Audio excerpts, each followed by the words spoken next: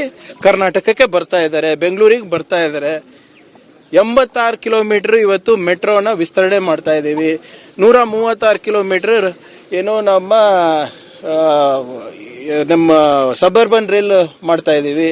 32 ಕಿಲೋಮೀಟರ್ದು double decker ರಸ್ತೆಗಳು ಮಾಡ್ತಾ ಇದೀವಿ ಮೆಟ್ರೋ ಮೇಲೆ. 40 kilometre north south east west corridor ಮಾಡ್ತಾ ಇದೀವಿ ಟನಲ್ ನಲ್ಲಿ. ಯಾಕೆ ಮಾಡ್ತಾ ಇರೋದು? ದಟ್ಟಣೆ ಅನ್ನ ಕಮ್ಮಿ ಮಾಡಕ್ಕಲ್ವಾ?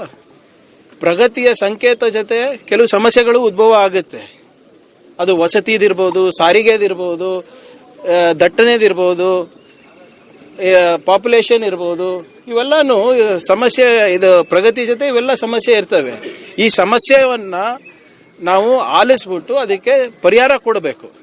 ಈಗ ಸಮಸ್ಯೆಯನ್ನ ಐಡೆಂಟಿಫೈ ಮಾಡೋದು ತಪ್ಪು, ಸಮಸ್ಯೆ ಇದೆ ಅಂತ ಹೇಳೋದು ತಪ್ಪು, ಅದಕ್ಕೆ ಪರಿಹಾರ ಕೊಡೋದು ತಪ್ಪು ಅಂತ ಬಿಜೆಪಿ ಅವ್ರು ಗ್ರಹಿಸ್ತಾ ಇದ್ರೆ ಅದು ಅವ್ರ ವಿವೇಚನೆಗೆ ಬಿಡ್ತೀನಿ ನಾನು ಅಷ್ಟೇ. ನಾನು ಹೇಳ್ದಂಗೆ ಅವರಿಗೆ ಸಾಮಾನ್ಯ ಪ್ರಜ್ಞೆ ಅನ್ನೋದು ಕಳ್ಕೊಂಡಿದ್ದಾರೆ.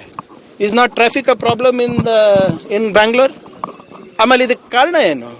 ಬಂಡವಾಳ ಬರ್ತಾ ಇದೆ. We are number 2 in foreign direct investments. We are number 2 in job creation. We are the 4th largest technology cluster. 4.5 lakh ಕೋಟಿ ಇವತ್ತು ಬರೇ ಐಟಿ ಸರ್ವಿಸಸ್ ಎಕ್ಸ್ಪೋರ್ಟ್ ಆಗ್ತಾ ಇದೆ ಬೆಂಗಳೂರಿಂದ. ಏನಾದ್ರೂ ಅವರಿಗೆ ಅಂಕಿಅಂಶ ಗೊತ್ತಿದ್ಯಾ? ಸುಮ್ಮನೆ ರಾಜಕೀಯ ಮಾಡ್ಲಿಕ್ಕೆ ಇವ್ರು ಮಾಡ್ತಾರ. 2 ವರ್ಷದಿಂದ ಇವರೇ ಇದ್ರಲ್ಲಪ್ಪ, ಏನ್ ಮಾಡಿದ್ರು? ಏನ್ ಸಾಧನೆ ಮಾಡಿದ್ರು? ಇದು ಸಮಸ್ಯೆ ಇದೆ ಅಂತ ಒಪ್ಕೊಳಕ್ಕೂ ತಯಾರಿಲ್ಲ ಅಲ್ಲ ಇವರು. ಈಗ ನಮ್ಮ ಅರ್ಬನ್ ಸೆಂಟರ್ಸ್ ನಲ್ಲಿ, ಅದು ಬಾಂಬೆ ಇರ್ಬೋದು, ನಿಮ್ಮ ಡೆಲ್ಲಿ ಇರ್ಬೋದು, ನಿಮ್ಮ ಚೆನ್ನೈ ಇರ್ಬೋದು, ಪುಣೆ ಇರ್ಬೋದು, ನಮ್ಮ ಬೆಂಗಳೂರು ಇರ್ಬೋದು, ಇವೆಲ್ಲ ಸಮಸ್ಯೆ ಇಲ್ವಾ? ವಾಯು ಮಾಲಿನ್ಯದ ಸಮಸ್ಯೆ ಇಲ್ವಾ? ವಸತಿ ಸಮಸ್ಯೆ ಇಲ್ವಾ? ಪಬ್ಲಿಕ್ ಟ್ರಾನ್ಸ್ಪೋರ್ಟ್ ಸಮಸ್ಯೆ ಇಲ್ವಾ?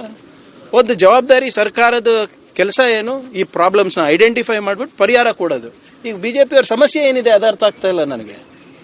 ಲೇವಡಿ ಮಾಡ್ತಾ ಇದ್ರೆ ಏನಕ್ಕೆ ಲೇವಡಿ ಮಾಡಬೇಕು? ಪರಿಹಾರ ಕೊಡ್ರಿ ಸ್ವಾಮಿ.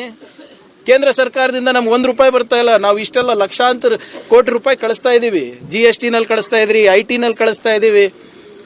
ನಿಮಗೆ ಅಷ್ಟು ಏನಾದ್ರೂ ಬೆಂಗಳೂರು ಬಗ್ಗೆ, ಕರ್ನಾಟಕದ ಬಗ್ಗೆ, ಕನ್ನಡಿಗರ ಬಗ್ಗೆ ಕಾಳಜಿ ಇದ್ರೆ ಹೋಗಿ ಒಂದು ₹10 ತಗೊಂಡ್ ಬರೋ ಯೋಗ್ಯತೆ ಇದ್ರೆ ತಗೊಂಡ್ ಬನ್ನಿ. ಅದು ಇದು ಬಿಟ್ಟು ಬರೇ ನೀವು ಟೀಕೆ ಮಾಡಿದ್ರೆ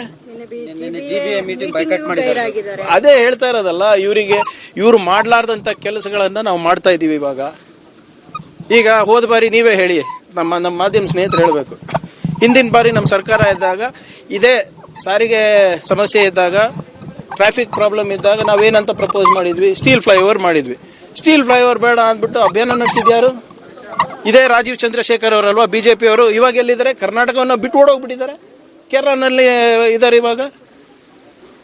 ಅವಾಗ ಇವರು ಅಭಿಯಾನ ನಡೆಸಿದವ್ರು ಎಲ್ಲಿದ್ದಾರೆ ಸ್ವಾಮಿ ಇವಾಗ? ಎಲ್ಲರೂ ಆ ಕಡೆ ಸ್ಟೀಲ್ ಫ್ಲೈಓವರು ಬೇಡ, ಈ ಕಡೆ ಟನಲ್ಲು ಬೇಡ, ಮತ್ತೆ ಪರ್ಯಾಯ ಮಾರ್ಗ ಏನು? ಏನಾದ್ರೂ ಪರಿಹಾರ ಕೊಡ್ಲಿ.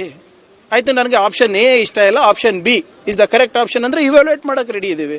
ಆ ಕಡೆ ಮೇಲ್ಗಡೆಯಿಂದನೂ ಹೋಗೋದು ಬೇಡ, ಕೆಳಗಡೆಯಿಂದನೂ ಹೋಗೋದು ಬೇಡ, ಎಡಕ್ಕೂ ಬೇಡ, ಬಲಕ್ಕೂ ಬೇಡ ಅಂದ್ರೆ ಏನರ್ಥ ಇದು? ಮತ್ತೆ ಆ ಕಡೆಯಿಂದ ಕೇಂದ್ರ ಸರ್ಕಾರದಿಂದ ₹1 ತರ ಯೋಗ್ಯತೆ ಇವ್ರು ಯಾರಿಗೂ ಇಲ್ಲ. ಬರೇ ಮಾಧ್ಯಮದಲ್ಲಿ ಕುತ್ಕೊಂಡು ಮಾತಾಡೋದು ಬಹಳ ಈಸಿ ಇದ್ದ. ಕೊಟ್ಟಾಗ ಏನ್ ಮಾಡಿದ್ರು? ಬರೇ ಲೂಟಿ ಮಾಡಿದ್ರು. ಈಗ ನಮಗೆ ಬಂದು ಪಾಠ ಹೇಳ್ತಾರಾ? ಗ್ರಾಮೀಣ